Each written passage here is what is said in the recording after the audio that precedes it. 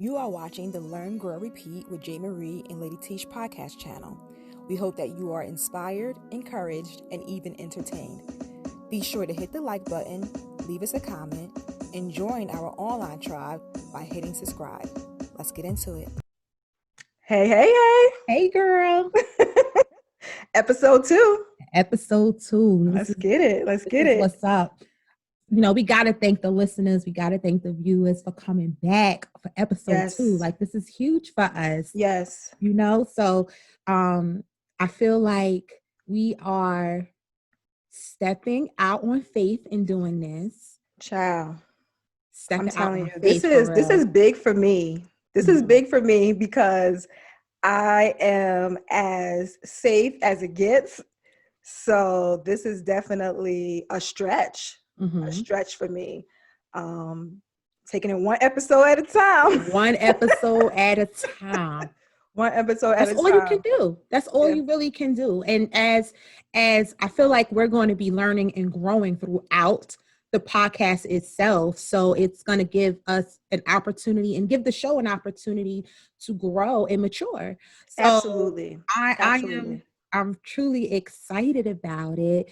I think it's time we introduce our little thing, sis. What you think? Yes, I'm excited about this. And it's actually a way for our listeners to really engage and to us to allow us to like grow our community online. So we want to introduce this new segment called Yes, Sis. Yes. Basically what that means is, whenever you come across something, we always on our phones. But whenever you come across a post that really strike a chord and really pulls on your heartstrings, or that's just 100% fact, you know what I mean? Mm-hmm. My immediate reaction is, yes, sis, and we want to share. So we want to introduce that to the podcast, and we encourage the listeners, whenever you come along or come across something that encouraged you, tag us, tag the show at Learn.Grow.Repeat, so that we can not only feature it on the podcast, but share it to our social media page as well. So I'm looking forward to that. I'm looking forward to that too. So I really hope that, you guys get involved in this, because this isn't just a show where we're going to be talking, and we want your participation every way, shape, or form, whether it's through social media, it's through email, who knows, you may even be a guest on a show, so we want our audience to really participate in this, because we're learning and growing together. And that's what I was going to add. Like, we in this together. It truly takes a village. It truly takes a village. Nobody has it all together. And, if we can encourage each other throughout the week, let's do that. Absolutely. Because we need that. We need that. I don't know about you. I know I need that. I need that. Give me some of that encouragement. Pour it on me. Pour it like the oil. Pour it like the blood. Absolutely. Well, this is a great segue into today's topic. Not only, speaking of posts, I was actually scrolling on my timeline, and one of your posts came up, and, I read it, and I was like, yes, sis, like, seriously. And not only you posted it, but I saw so many other women share it, on their page. And I'm like, you know what? We got to talk about this. So many of you may have saw it. I'm going to just read the post. And it says something to the effect that, my therapist said this. And basically the statement was, Black women don't recognize that they are struggling with depression and anxiety. Instead, they think that they are failing. Mm-hmm. And I must have saw that at least 5 or 6 times on my timeline, posted and shared by different women. And I was like, oh, we need to talk about this. Yeah. We need to talk about it, because it hit, it really struck a chord. And I'm like, I'm not the only one. You're not the only one. And I know in different companies that I have conversation with other women, we carry a load on a daily, so we all have lots of responsibilities, and sometimes we find it challenging to say no. And we just keep piling it on, and then wonder why we're breaking, and wondering why we're crying at night, and wondering why we're not resting, and wondering why your mind is wandering to 4 o'clock in the morning, and you finally fall asleep, and it's time to get up to go back to work to do it all over again. And that's all because of that whole I am Superwoman, I can do it all syndrome we have. Yeah. It's truly a syndrome. Mm-hmm. And I think we all go through that in some Absolutely. way. Mm-hmm. Mm-hmm. Yeah, it's definitely a battle, and it's a struggle, because on one hand, you know, oh, I got it. I've always been the type, you know, I'll just do it myself. You know what I mean? I'm the do it myselfer. It's kind of like an unspoken thing. You know, we walk around with this S on our chest, you know what I mean? And it's like, regardless of, you know, the day, regardless of what we're going through, we have to maintain this persona that, oh, I'm Superwoman and I got it. And it's like, where does that concept even come from? And why is that something that we inflict on ourselves?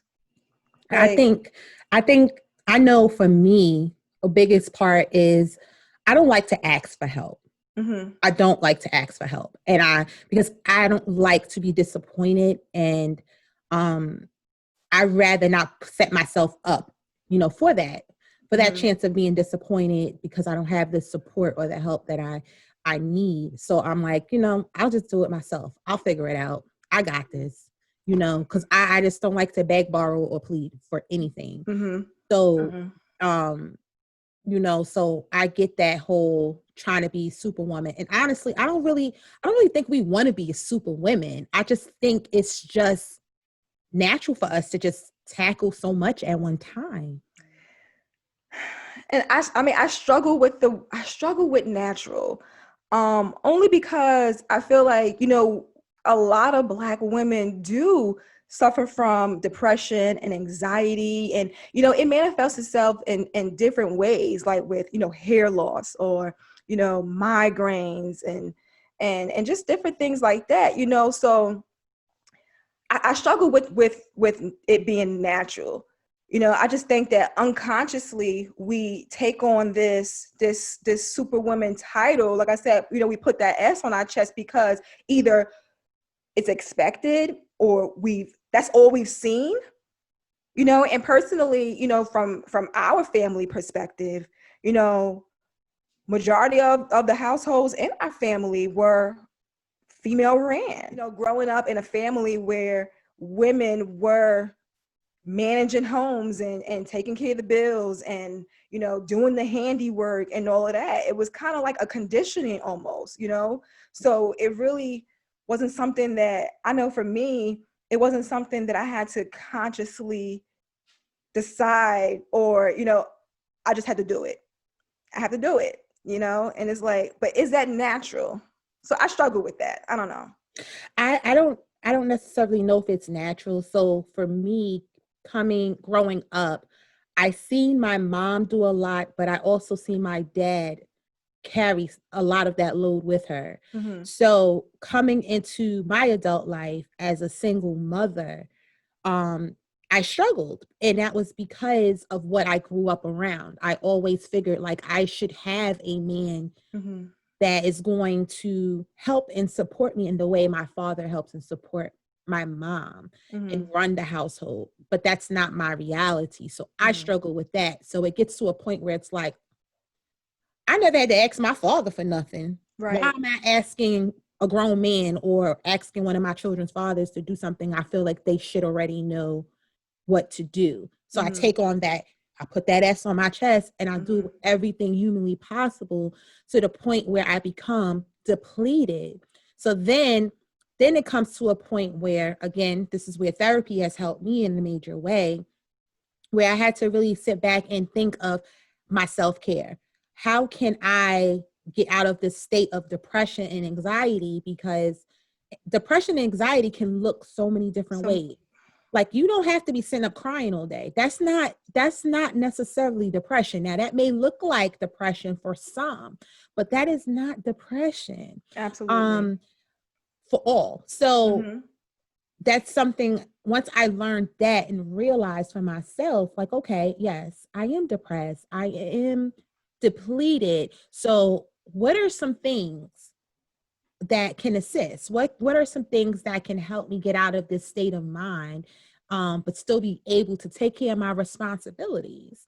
So I say that, Tish, like, what would you tell our listeners? What would you tell our listeners from your experience that can help them if they're struggling with the whole Superwoman syndrome?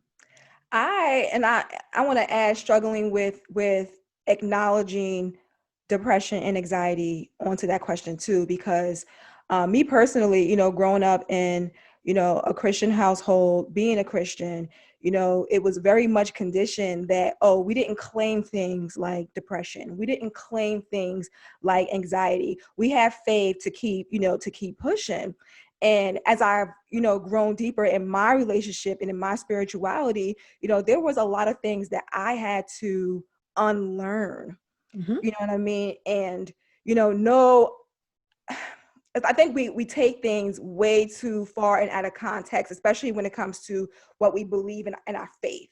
You know what I mean? And I'm a firm believer, especially now as an adult, that you cannot conquer something if you don't first confront it. Like if you were sick, right, and you needed help, the Okay. only way the doctor can diagnose or help you with your situation is if you tell them what you're going through. Uh-huh. But as believers, if we're not claiming depression, oh, don't you say you have anxiety, you don't have anxiety. Listen, I have to name that thing so I can then call it out, confront it, and then conquer it. You know what I mean? So I would personally speak to those who are, believers, and that, for me, I had to unlearn that just me feeling it and ignoring it because I'm not supposed to claim it was actually doing more damage. Mm-hmm. It was doing more damage. Like I had to call that out. I had to acknowledge it. You know what I mean? And honestly, when I was in a period of depression, I didn't call it that.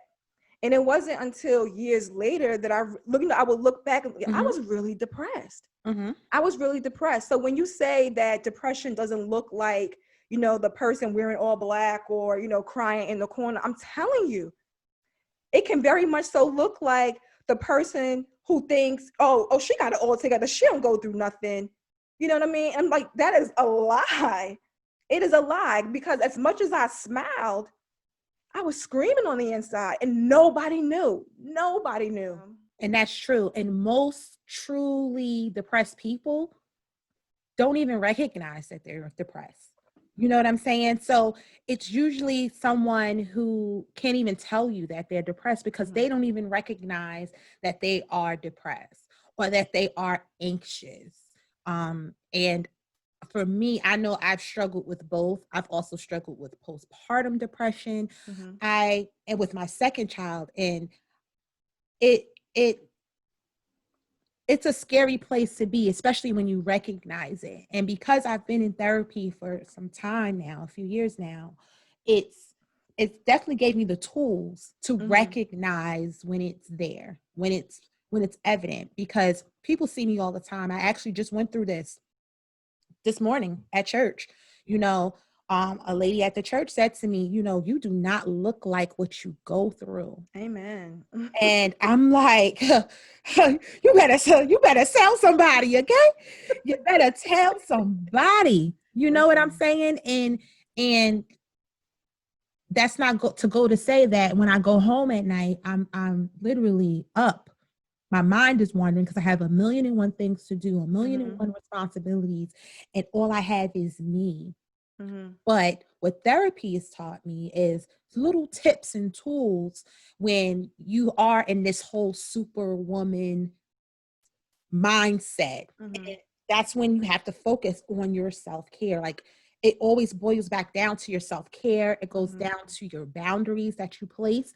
And it's not boundaries in relationships like we discussed in the last episode. It's more so boundaries within you and what in your limits. Like you need to understand what you're humanly capable to do. And and still use that no, like we said in the last episode. Yeah, use that no statement. Like sometimes you just got to tell yourself, you know what?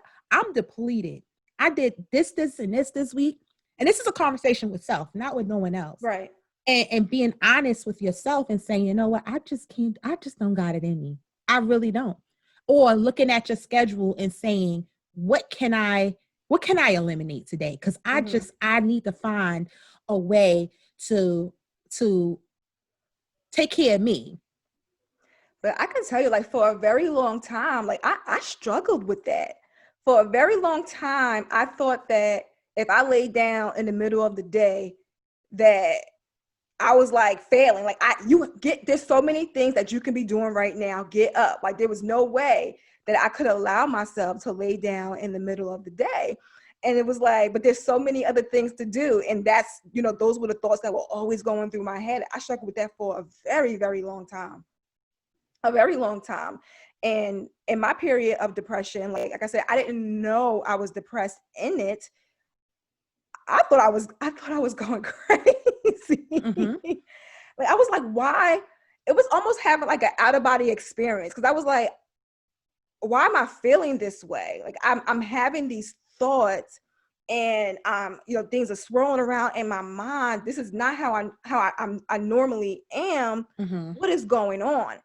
And that was the discussion that I was having internally. And because I couldn't answer those questions, I couldn't share with my spouse. I couldn't share with, my mother or my sister because I had no idea what was going on. You know what I mean? And because, I don't claim depression or I don't claim anxiety, I never thought to call it those things. You know what I mean? But it's like, if you don't rightfully call something what it is, it's like, how can you then confront it and conquer it? Absolutely. So definitely it's a disservice, but closed mouths don't get fed. So if you don't ask for help, how would anyone know that you need help? If you don't, so that's the same as putting it out there that, you know what? Yes, I'm struggling right now. This is what I need. And I need help.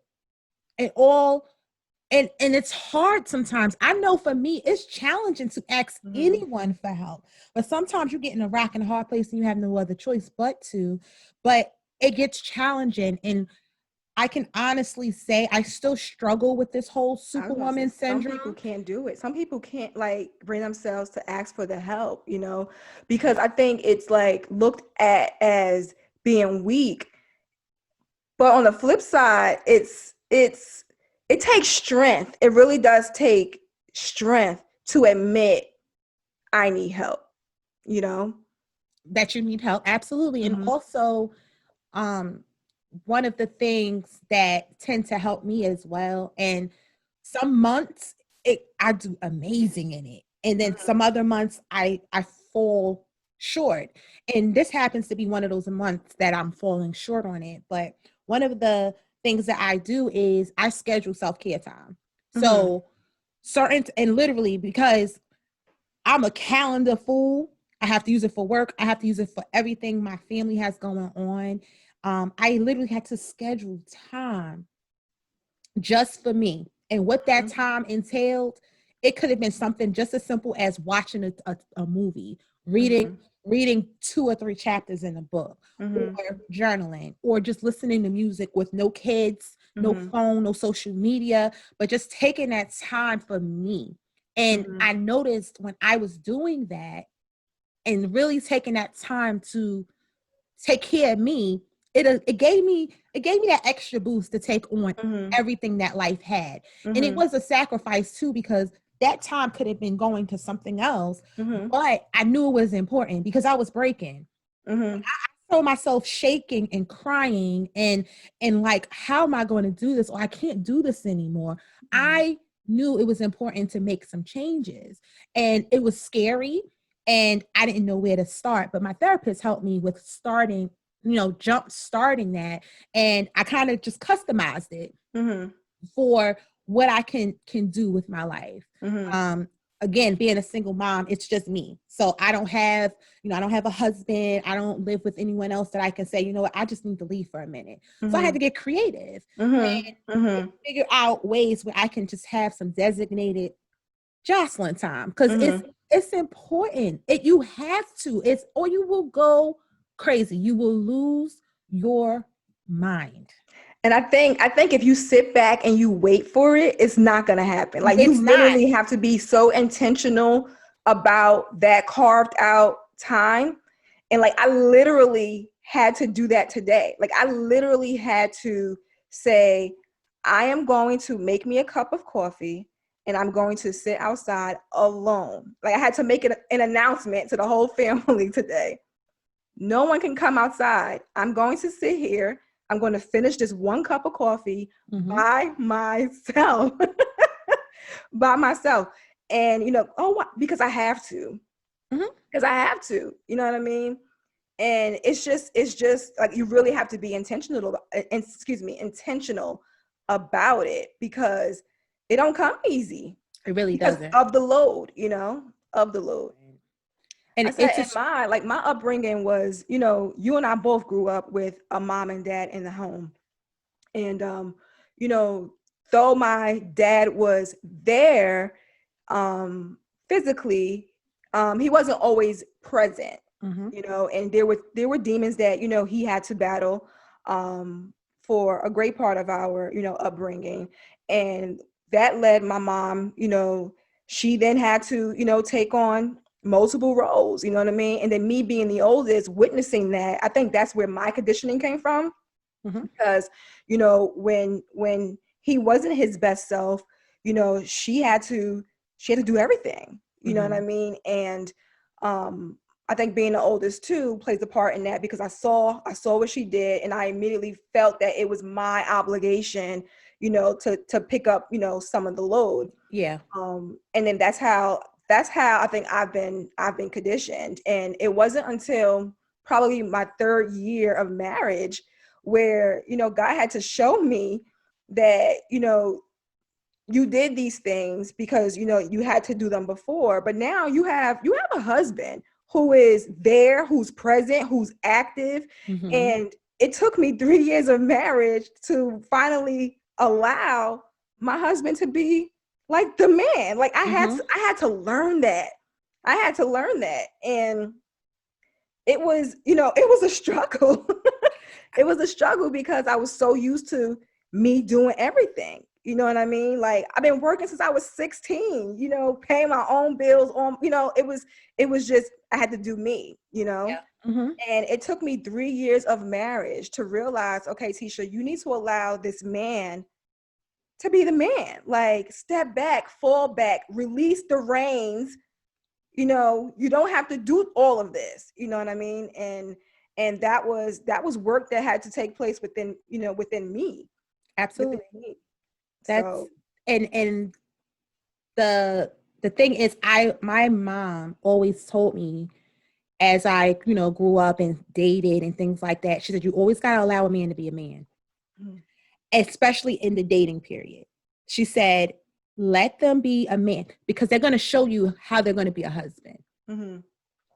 Because, your dating period is your interview period. So Right. it's like, she's like, but you got to allow a man to be a man. Yeah, you can do it, but you ain't got to always do it. You got to let him do it. Let him fill his role. And Mhm, that's something that's always resonated with me, mhm, because not only because I saw it at home, but it's just what my mom always told me. mhm, So when I go into relationships, I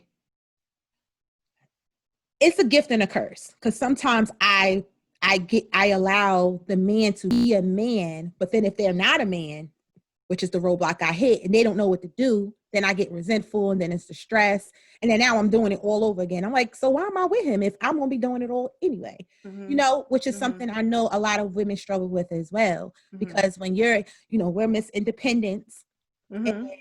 And you we grew up in that kind yes, of, society, independent woman, so that yes, played a part as well. a huge role, a Mhm, huge role. So it's like I could do it. I don't need nobody. I don't need no man. I don't need nothing. I could do it myself.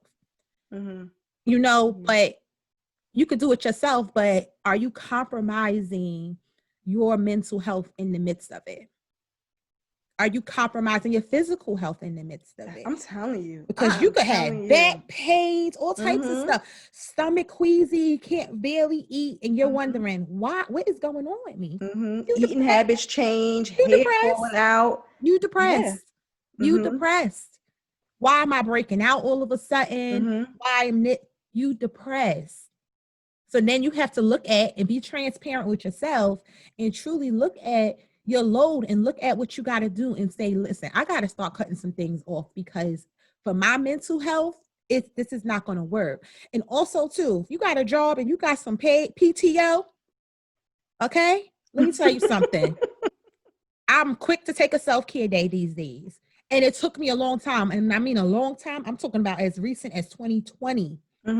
I started to be like, you know what? I always want to keep my time because I always use my time for my girls, my daughters. If something happens with them, I always use my time. So I never used it for me.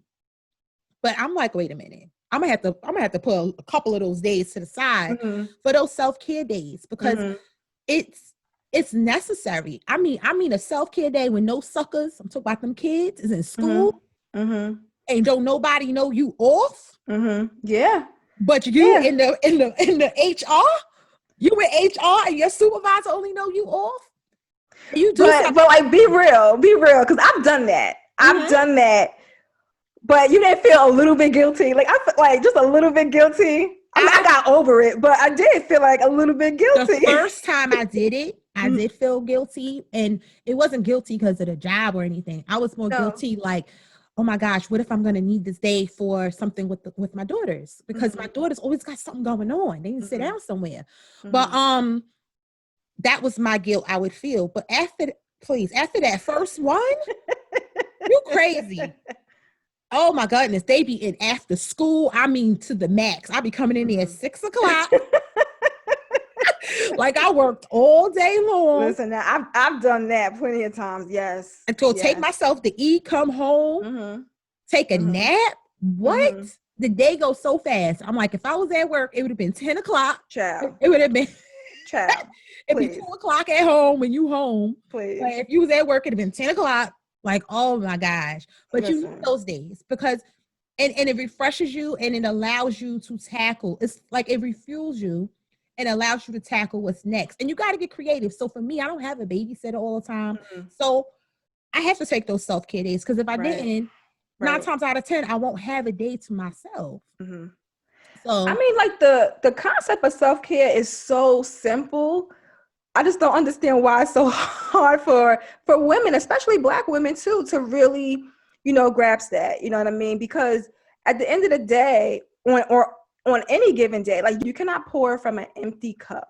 You know what I mean? And that concept is so simple, theology, but we don't live it out often. You know what I mean? We're reluctant to take those self-care days or, we're reluctant to call, someone and ask for help. But you can't pour from an empty cup. And at some point, Superwoman or, what, I don't care what superhero, you can name anyone. I'm like, they need a break. You can't fight crime all day. You know what I mean? And like, I like to, think of like Jesus. And I'm like, he had an allotted time, here on this earth to take care of business. But he too was like, all right, I'm going to meet back up with y'all. I got to go. I got to go up in these mountains for a little bit. And I'm going to hit y'all up later. You know what I mean? Like even he had to break away and spend time alone to refuel, refresh, regenerate, like all of that. I find that when we are running on empty, you do the ones around you a disservice because no patience. Nope. Irritable. First of all, I'm only running on 35% on a good day with patience anyway. So when I'm on E, I'm so short. I got, I'm snapping, and then the whole energy, you know what I mean, is just, jacked up. So to take that time to really reflect, release, whatever, you know what I mean, take a bath, like whatever you got to do, it's necessary. Sometimes all I know one time I took a self-care day and I had this whole plan of what I was going to do for the day. And what did Jocelyn do?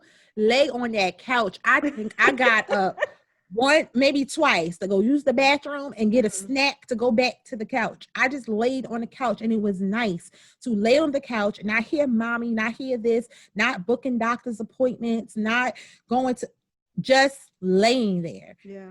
Just laying there and being like away from just mentally checking out to just regroup. And that's also a great place to spend time with God. I love those moments when you're just quiet. You ever just sit in your car? Because I do it all the time. Don't let me get to go somewhere without no kids in the car. Come on. I'm in that car with nothing on. I don't even need the music on. Even though I could take full advantage and, listen to some music that I don't usually listen around my children. But sometimes I need that time to sit in silence or go get something to eat. I'm proud of us because, we normally record on Thursday nights, but, we had a week this week, you know what I mean? And we recognize that on our day that we typically record, we both needed a mental, break day. We needed a self-care day. You know what I mean? And I'm proud that we were able to recognize that and we implemented that. The show still goes on, but on that day we had to pause. You know what I mean? We had to pause and say, no, we're gonna, to be our best selves, we're gonna break today. You know what I mean? And like that next morning, I still needed some release. So like I got up before the sun even, got up. And I got in my car and I just drove. Like you said, like just being in your car alone.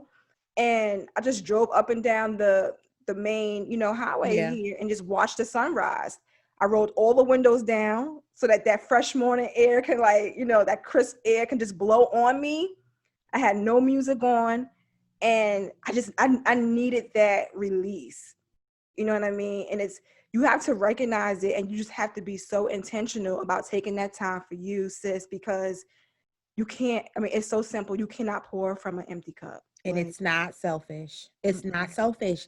And once you can convince yourself that it's not selfish, because I think that's one of the hugest struggle for women when it comes to self-care is that I'm being selfish. It's not all about me. When honestly, how can you be about anyone else unless you take care of you? And once you do that and recognize that it's not selfish, you'll start to really look at your life, look at your load and see if there's any way you can take some things off or there's any way you can create some type of support in some way that's going to help you tackle the responsibilities, because the responsibilities are not going anywhere. They're going to be there, but it's just the way you manage them to make sure that you take care of yourself. So it's truly a balance. It really is. It's a balance act. It really is. And to me, balance is remaining, like having some sense of calm and remaining centered in the midst of chaos. You know what I mean? Because like you said, those things are going to always be happening around us, but you got to find your center. You know what I mean? You have to listen to that, to yourself. You have to listen to your body. You have to listen to, whatever that indicator is for you. Because our body lets us know. Our body lets us know. And before, when I used to ignore, when my body said, Tisha, no more, I used to push past it. And then the next day, wake up with a migraine, can't move. I'm no good to nobody. Because now I'm under the covers in the dark room. Can't make breakfast, can't do nothing for nobody because I stretched past that point that my body said, Tisha, that's it. And plus I'm getting older, child. And I can't do everything. I can't be everything to everybody. Like, it's just simple. Like, I just can't, And you know what else too? One of the things my best friend taught me, she will literally don't answer the phone. And I used to take it personal, but after, she set that boundary and we had a conversation, she's truly taught me how to understand her better. So I'm like, okay, if she doesn't answer, or she'll text me and say, not today or something like that. That was indication to me, like, it ain't got nothing to do with me. She going through something. When she ready, she'll talk to me, but she need a minute, and I'm going to give her that. I'm not going to pressure. I'm not going to pry. I'm going to be bestie and wait for when she's ready. That's power. But she does it so well, and I admire her for that. Yeah. Shout out to my bestie. Yeah. But I admire her for that because she's really good at just like, you know what, it's not the day, I'm not doing it. It ain't going down. She won't even answer the phone call. But if I don't know if it's just because we're in tune with each other, she knows when she needs to tell me, like, listen, I just need a minute, even if it's just a quick text, and I'll leave it as that. You know, and I think that's important too, because you gotta know yourself, and you gotta know your limits. And I was gonna say, being self-aware. And you know, we did touch on this last week. Like, it's not about nobody else. It's about you. You know what I mean? And you're no good to anybody if you're not good. You know what I mean? And so it's important. It's definitely important to take that time for self, and to ask for help. Women, like, ask for help. You know, people of faith, like, don't be afraid to say, you know, I'm going through this. You know what I mean? I need help with this. And like, therapy is not of the devil. Like, no, God put that here for a reason. That's another, you know, taboo, you know, thing that we have, not only in the faith, but also in the Black community. In like, the Black community, yeah, like, no, those things are here, you know, to help us, you know, to benefit us. And I think more and more, we need to normalize that. I think we're getting better at it, though, to be honest. Yes. I think in this day and time, we're getting better as a people when it comes to accepting that therapy is necessary, that therapy exists. Now, there aren't a lot of African American therapists, which I've seen. There are not a lot of them. It's some areas there are more. I'm sure in Atlanta there's probably a lot. But there's not a lot of them. So when you find one, it's really hard to get in with one, because mostly, you know, African American people want to be with an African American therapist because they can, you know, understand a little bit more and from our perspective. But I'm telling you, I am such an advocate for therapy. I'm such an advocate for therapy, to the point where I wonder if I went to school for the wrong thing, because I feel it's so necessary, and you just start understanding and peeling back your why. And I know we'll touch more on this topic in another episode. Yeah, we need to have a therapist on, seriously. Yes. I have someone in mind too. But I think that we really need to talk about therapy. Like, that is something we really need to dig into, because I told you, like, I keep saying I'm going to go, and I never get to the point of actually making and scheduling that appointment. Like, I've done it for other people. Ain't that something? I've done it for other people, but, you know, not that I'm reluctant, because I think that I know that I would truly benefit from it. But I've yet to pick up the phone. I truly believe, especially after the year we're having, I think everyone should have a therapist. I think the therapist should have a therapist. We are having one of the year's most unbelievable, devastating years, honestly. Like, from the grief and all the things with trauma, the pandemic, the and imagery, the trauma. It's just so much going on, and we all need help, and we all need each other in some way, shape, or form. But I truly believe that, of course, you know, as being a believer, we got God. We don't need therapy. Yeah. But okay. Yeah, we do. Yeah. We do need therapy. Yeah. We do need to peel back some stuff, because a lot of decisions and things we make as adults really stems from a lot of things we experienced from childhood. And absolutely. And it gets uncomfortable. I'm going to be honest. So many times I was ready to curse my therapist out. But girl, this is a whole episode, because I'm so, like, that's what I'm afraid of. I'm afraid of opening Pandora's box. Like, I am just like, oh my God. But it's important because once you do it, once you start, you're going to want to know more. No matter how drained you are, how many tears you may shed, because I know I done cried in almost every session. You need it. You need it. So I'm not going to keep talking more about it because we want to save some of this nugget for, when we have our therapy episode, but it's important. I really think you should look into it. I will. We all, like I said, it takes a village, and we all need to continue to, encourage each other, whether it's virtual or, in person. Call your people. You know what I mean? If you haven't heard from somebody, you know what I mean, don't immediately think that, they acting funny, because you never know, what that person is going through. So I'm speaking to me, I'm speaking to you, and to, anybody else that's listening. Like, check on your people. Like you said, especially this time, 2020, like, it's been hard on everybody. It really has. It's been hard on everybody. Really, so don't just assume that, oh, they acting funny, I ain't speak to her in forever. Or, no, pick up the phone, text, reach out, because, it takes a village. It truly takes a village. And we need to, love on each other, because you just never know what someone is going through physically, mentally, emotionally, and spiritually. So, yeah.